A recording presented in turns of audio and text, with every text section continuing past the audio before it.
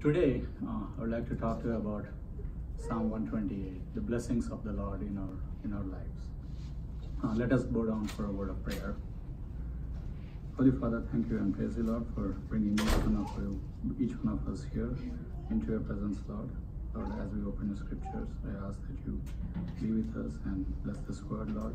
Let your Spirit fill us, Lord, and also open our minds and our hearts to receive your word and to apply it in our lives, Lord. In the name of Jesus, we ask us. Amen. Yep.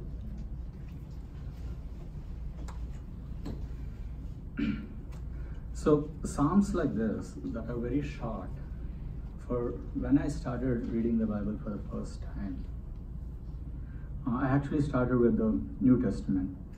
So I started, and every day I would get up, read 3-4 chapters and say, hey, I did this, and then go on next day, read 3-4 chapters. And within a month or so, I finished the entire New Testament.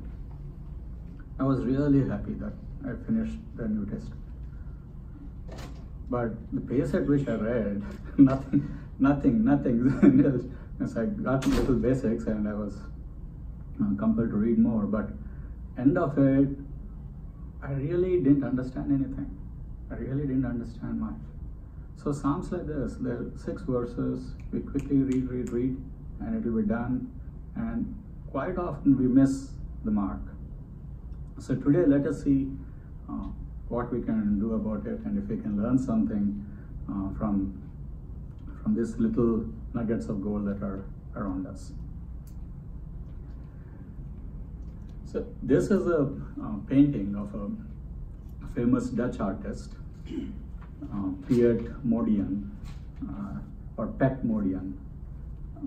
I probably butchered the name, but there are no Dutch people here, so it's fine. Pet Modian, he's a Dutch painter and a theoretician. So he would paint pictures like this. He was famous, but his breakthrough moment came when he started looking at these pictures, painting them again and again and again, and then he realized, what am I doing? There has to be something more. I have to look deep and find something. So he started abstracting his artwork, and slowly, he became one of the pioneers of the 20th century art movement, and he started what we call today as abstract art. He reduced his whole art form into colors and shapes. And colors, he said, there are only 3 important colors. We know red, blue, green, right? And shapes, anybody?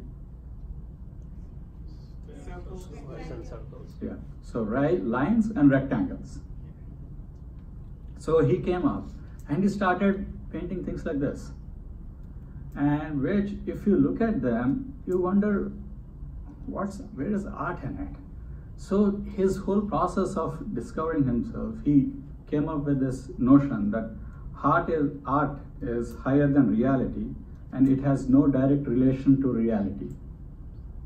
So he believed that art should be above reality. It should be nothing about reality, right? So he picked a subject. It is art. So I really don't mind him believing what he is. Actually, I went and saw some of his paintings. They're very impressive. To look how he transformed from the figurative style to this abstract style, right? So it is impressive. And it is also impressive to know that how one person can look at certain thing and dig deep and get into such an abstract level that he reduced it to basic elements, right? I see a yellow there, so it's not red, green, blue. I think it's blue, red, blue, and yellow. So okay, so let us look at Psalm 128 again, as if we are Pet Modian doing the figurative art. So we will read through it quickly and see how we would, or how I would have read it if I had read it the first time, right? So let's do a quick read. So blessed are those who fear the Lord. Okay, I know this, I should fear the Lord. Lord bless me a lot. So I have to walk in obedience with him. Okay, nothing new. So I have to be fearful of the Lord and walk in obedience. Let's go to the next verse. You will eat the fruit of the labor. Okay, I have to eat something and I have to work for it, so that's good. Blessing and prosperity will be mine. Okay, I'm getting food. I have money in my bank account, so nothing much to worry. It doesn't apply really to me. Your wife will be like fruitful wine. When I read it, I was not married, luckily, so luckily. So okay, maybe I'll find somebody who's like fruitful wine. And within your house, okay. Next, your children, totally not applicable. So olive shoots, okay. Olives, maybe when I had children, olive oil is expensive. Children are expensive. So that's probably what it's talking about. And let's move on. Yes, this will be a blessing for the man who fears the Lord. Okay, I don't know why they keep repeating. Looks like verse 1.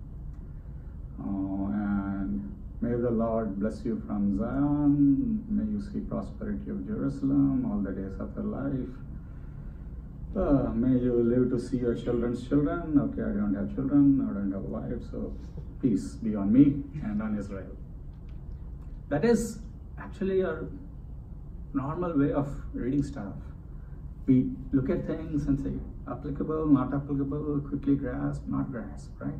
But then we have to look at things, slow down a bit. Some point of time we have to slow down. We don't have to read cover to cover, but some parts that we are called upon or that we are led to, in those areas we have to slow down and look at things really carefully. That's where I like the idea of Pete Morgan, where he started thinking of what he was doing. That's a very important thing for us. So let's look at it really slowly. So if this was the whole sermon, it would have been really fast, a very good Sunday. We can go home quickly, but no. We have time, so we'll spend the entire time looking at it really, really slowly until we get bored of it. You guys up for it? Okay.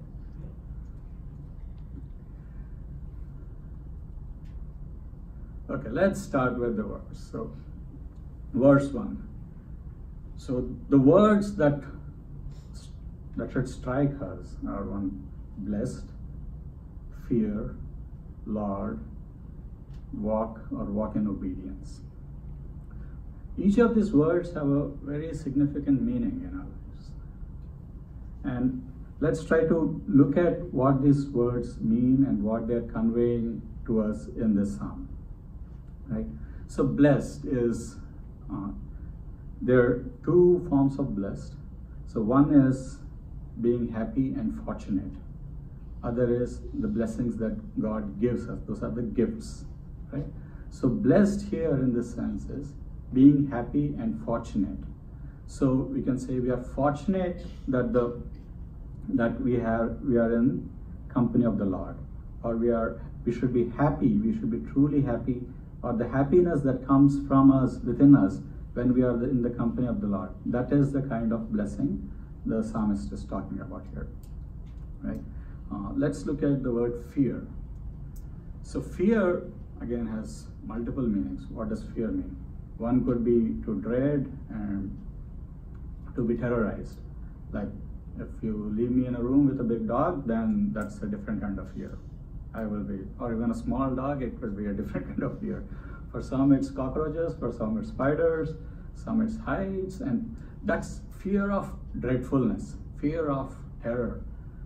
That is as fear without basis, or as that's some emotional outlet that we have. Fear here is a little different. The fear here is from the awe, the respect, the reverence that we get when we are in the presence of Lord. So, for example, let me illustrate it with an example. Let's say you're driving, summer, most of you must have driven long distances, 2-3 hour drives, right? So there is always a tendency to hit 10 miles over the speed limit. If it's 65, okay, 74 is good, right? If it's or you get the point, right? There's always a tendency to hit over the speed limit and go. But everybody does the same thing on the roads. But as soon as you see a cop car, the cop may not be behind you or anything, but the presence of cop instills a sense of respect. Something, suddenly the foot goes off the gas pedal, and that you start looking around at people, you start noticing what speed you are going. Okay, I need to slow down, and then if it's 65, you'll start going at 62 slowly. So actually the rules are there. Rules are there for our benefit, not to speed, not to get into accidents, to protect us. But when we are not seeing any authority anywhere, we are fearless. We are betting. We are ready to challenge the authority. The minute we see the authority there, we are back into rules. We want to make sure that we are not caught and go into the rest of the process, right? So that is the kind of fear that we are talking about here. The psalmist is talking. And the Lord. Okay. I hope most of you know what we mean by the Lord. Lord is our creator. Lord is the one who is sustaining us on this in this life. Lord is holy, that is without blemish, without sin. He is sinless. Lord is full of love for us, so much love that He sent His Son Jesus to die for our sins and to redeem us. He is a redeemer. So when we talk about fear of the Lord, fear the Lord, it is that Lord that we should be in awe of. We should be fearful of, right? And now walk in obedience to Him. So this is where we should, till now, this whole thing is applicable to us in this present age. But walk in obedience, where did this come from? So this is a psalm written, there are two theories to look at it, or two people say that either it is written by David for his son Solomon, or it is written by Solomon after he started realizing his mistakes, and as a way to correct himself, he wrote it, right? So anyway, between those two, it is written, and it is written in an age where they were alive, right? So walk in the obedience actually comes from the term is when every year in those days they would make 3 pilgrimages to Jerusalem. They would walk in obedience to the God, right? That is the walk they are making.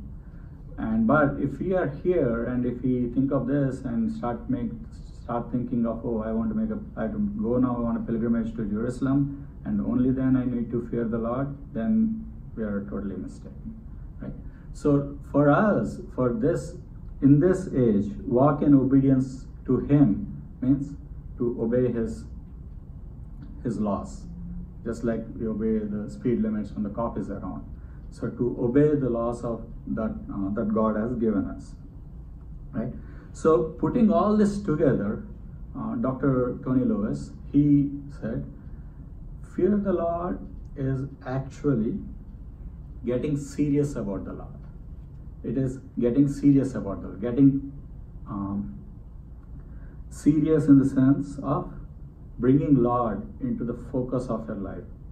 And so if we take those, the definition of serious, then it is the Lord blesses those who are serious about Him, those who are intentionally serious about Him, and who walk according to His laws. So serious, just now we saw one example of Piet Modian, who became very serious about his artwork, and he did a lot of abstraction. I have seen a lot of professionals are actually very serious. Professionals like professional musicians or sportsmen, they're all very serious in their field. I seen when I was a student in my college, we would have something called SPICMATE, Society for Promotion of Indian Culture Among Youth. No, Culture and Music Among Youth, right? Society for Promotion of Indian Culture and Music Among Youth. So there, every couple of weeks we would get all these really talented musicians like Shobha Mudgal, Bhimshen Joshi, those kind of people who are really talented. And some of them would come, and for 1.5 hours they would just sing one tune, like ah, and it would go on. Those of you who know me, I have literally zero musical talent. I can't pick a tune. If you tell me a tune today and ask what song it was tomorrow, I would remember it. But still, I could see that these people are very serious about something. They are so serious that they removed all the things that are not needed and focused on the thing that is absolutely needed to get them to where they are. Right? So that is the kind of seriousness is what comes when we fear the Lord, or that is the kind of seriousness that should come to us when we fear the Lord. So who is the Lord blessing?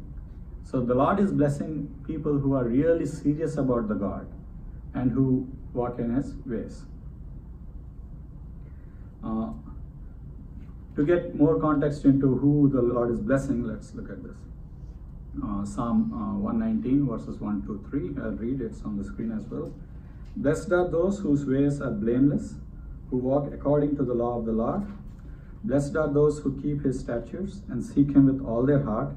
They do no wrong, but follow His ways. Right? That's the kind of seriousness we are looking at. So now that we know who the Lord is blessing, let us look at what the blessings are. We'll break down and see all the blessings that are in the Psalm. This is not a totality of all the blessings that the Lord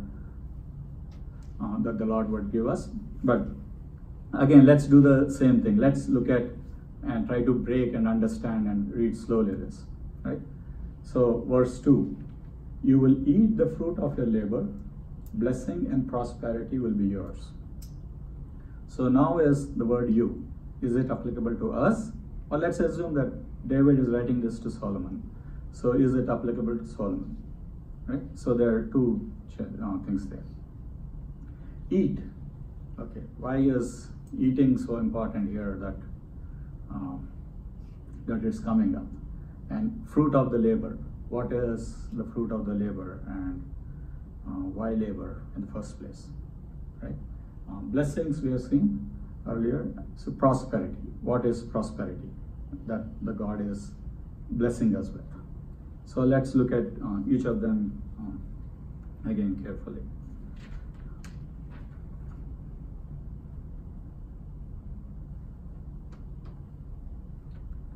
So eating is,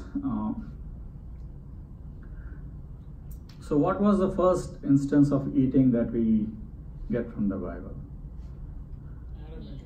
Right. So that's where the whole thing starts with. Yeah, we can put ourselves into the situation whenever we read, and sometimes we can think that it is applicable to Solomon, but we need to see and get the abstract message out of it. So eat. So Adam and Eve, that's the first thing. So eating is actually a very important thing, not just for our survival, but for our life, for our eternal life. Eating, what we eat is very important, right? So it all comes from the book of Genesis, from what Adam and Eve went through, right? And now fruit of their labor. And because they ate, and God said you have to work to eat, labor started. Otherwise, God would have just produced food for us to eat for free. It would have just been there without labor. So even when David is writing to Solomon, he thought it is fair. We have sinned.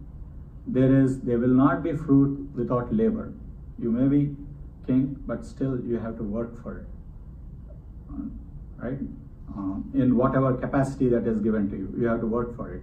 So the fruit of your labor is what you're going to work for. So what does the fruit of the labor convey? It conveys two things. One is that we have the strength and capacity of mind to do the labor, right? Because to work, we have to do the work. So we should have the strength and the capacity of mind.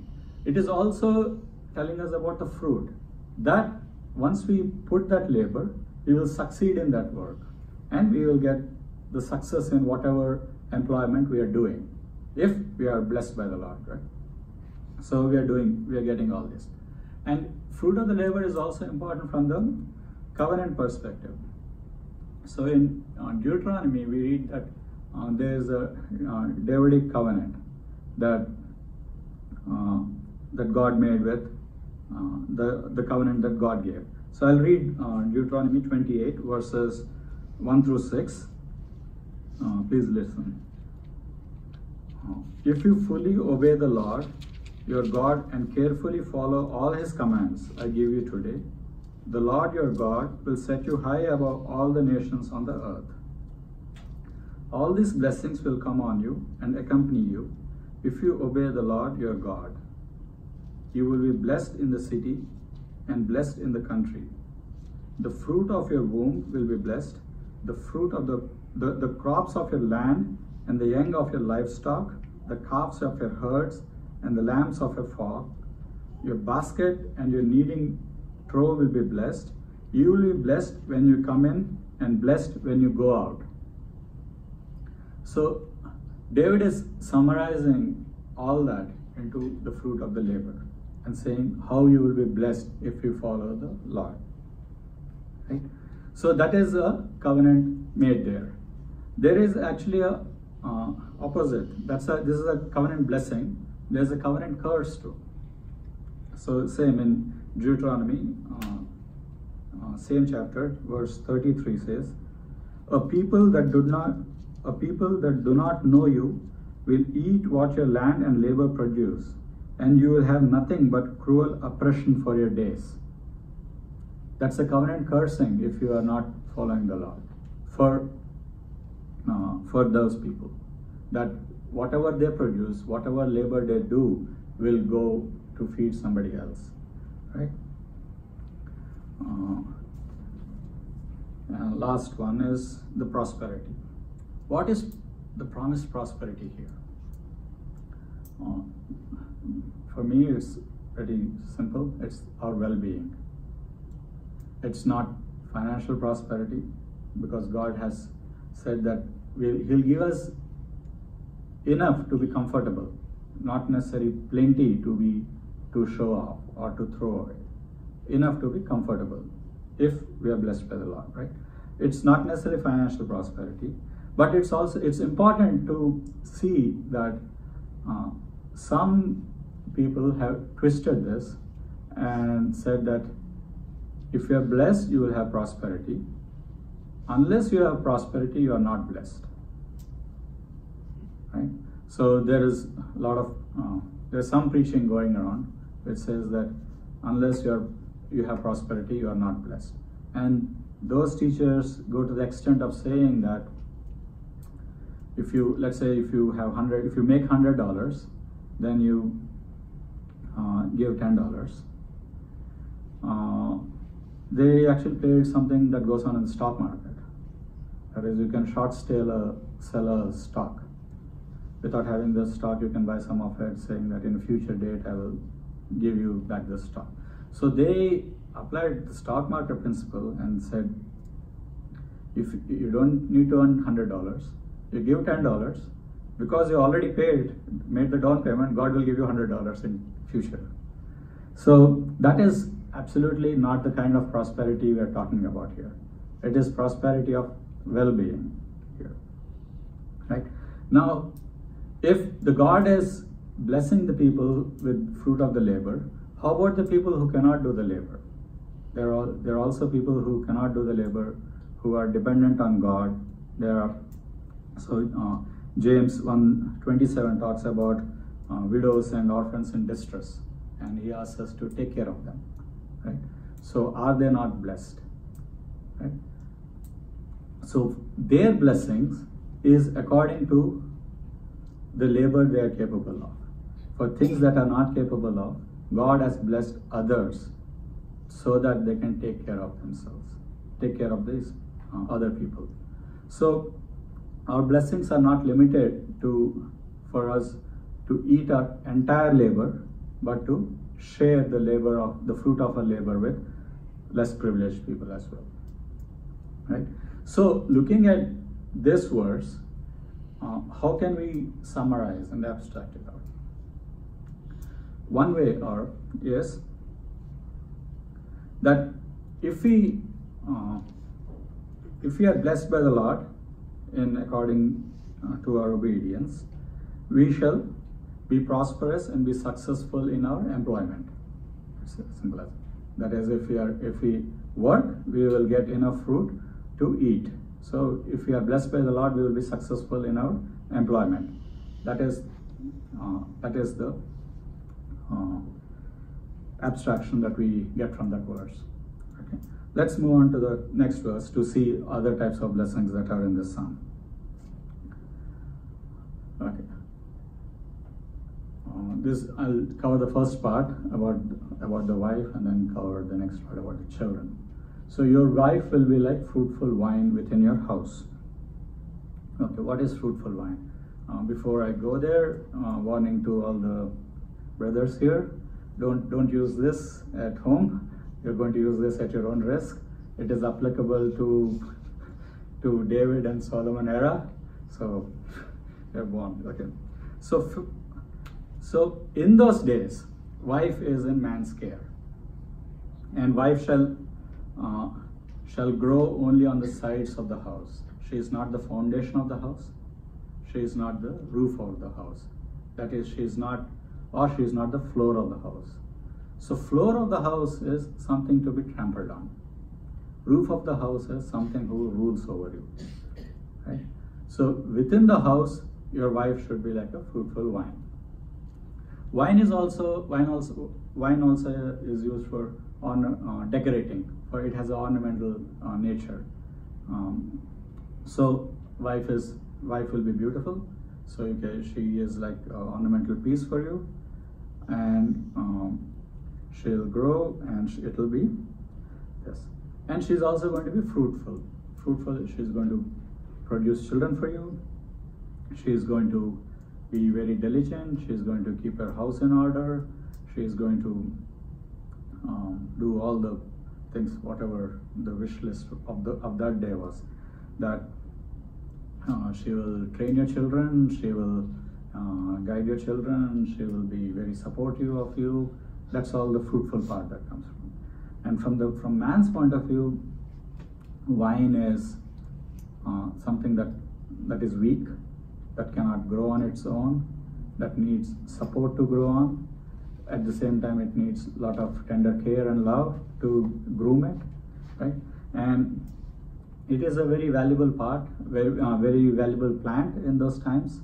A lot of people thought that it's the plant of knowledge, and so that is the fruitful vine in those days. We'll see after we see the children verse and how we can apply it, or how we can interpret it for our present day. Right? The second part talks about the children. The children will be like olive shoots around your table. So what are olive shoots? Olive shoots are the small plants, the saplings that come out of olive seeds. And like anything that germinates and comes out, it's very tender, and it needs a lot of love and care initially. An interesting thing about olives is you have to nourish it and nurture it for 15 years before it can live on its own, right? So olive shoot here is a metaphor for your nourishment that you need to provide to your children for 15 years. And they grow straight. They're nice green. I couldn't get a nice picture of the olive shoots, but most of the time they fall very next to an olive tree, and they look for nourishment from the tree. And so it is the education that you need to impart to your child, and how to nourish your child when they're growing. And also they are rooted. They're rooted in you, and taking it forward, they'll be rooted in God, right? So olive trees have a very important property, important lifespan, or interesting lifespan. Olive trees have a very interesting lifespan. live for thousands of years. So here is a picture of an olive tree that's 3,000 years old. So it's probably from David's time or older, right? So, so when the tree gets a chance to grow and it still produces fruit, then it can really get into, and if it gets into good soil, gets into good roots, gets its roots deep into the soil, it can really live. So the olive shoots that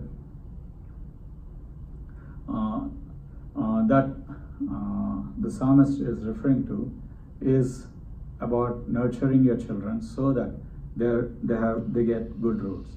So Romans 11:17 says this, and you, though a wild olive shoot, have been grafted in among the others, and now share a nourishing sap from the olive root.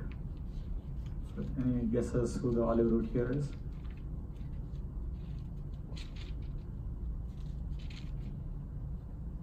It's Jesus, Christ, right? So olive tree that's planted properly gets its nourishment from God, and it is in the previous psalm, actually in Psalm 127, children are referred as they are like Psalm 120 verse 6. It says, like arrows in the hands of a warrior are children born in one's youth. The psalmist refers them as arrows. Arrows also mean one thing, right? That is, the moment an arrow leaves a bow, it has its own course. It cannot change it. If we are the bow and if we are the archer, it is for us to guide the arrow and to shoot the arrow in wherever we want it and wherever we want to plant it. It is for us, right? So so it is actually a very important message for our parents to see how to groom olive shoots, or what is expected from us and what to do for our children. So now we are going to, what is the blessing here? So one is, let's see, okay, now this is a different age. I don't know if we can treat women like fruitful wine without getting into trouble. So this is a different age. But David could not have written for us. He was writing it for his son and for his time, right? So what we can get from it is, if you are blessed by the God, then the relationship you have with your spouse, now I'm putting it to both man and wife, right? The relationship that you have with your spouse will be agreeable. The relationship you have with your children will be agreeable. All your relationships will prosper. So in the first verse, in the second verse, the psalmist is saying that our personal enterprise, our personal employment will prosper. In the next verse, he was saying our relationship to everybody around us will prosper. Right? Let's go on. We'll jump to verse 6. Verse 4 is a repetition. Verse 5 will come back later. So we'll jump to verse 6.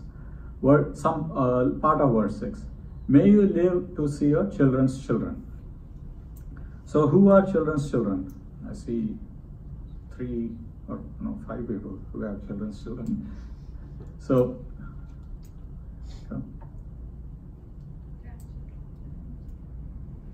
okay, yeah. So children's children are grandchildren. So he's saying it's a blessing that you will live to see your children's children. What does it convey? It conveys that you have a long life. It also conveys that you have the blessing to see that your family is building, right? It's not just relationship with your spouse and children, it's going beyond that. Now you're looking at building a family, right? And Proverbs 17:6 says, grandchildren are the crown of old men, and the glory of sons is their fathers. So grandchildren are called the crown of old men and women. Right? So it gives very great should be giving great feeling. I don't know the feeling to see your grandchildren walk in the blessings that you have received from the God, right? So here, so here now we see that the third blessing that is coming up is that families are being brought up in the godly fashion. Right? Now we'll go to verse 4, verse 5 and verse 6. May the Lord bless you from Zion. What is Zion? And may you see the prosperity of Jerusalem all days of your life. Peace be on Israel. So Zion is, we all know there's a mountain called Zion, and on top of the mountain there is a city called Zion, and in the city there is a temple called Zion, and there was the Ark of the Covenant that was placed there. So any blessings that come from Zion have a very special significance, that they are coming with special grace. It is also that at that time, during that time, all the young men who want to learn the word and who are devoted to understanding God and to figuring out what God is, they would go to Zion, because that is the place where they would go to. So if you want any deep learning during this time, you would go to Zion to figure out what is going on. So what is present day Zion for us?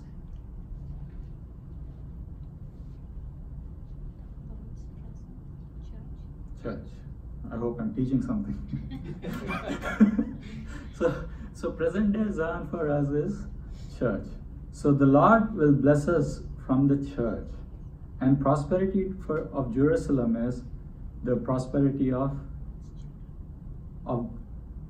Solomon's local area, his province, right?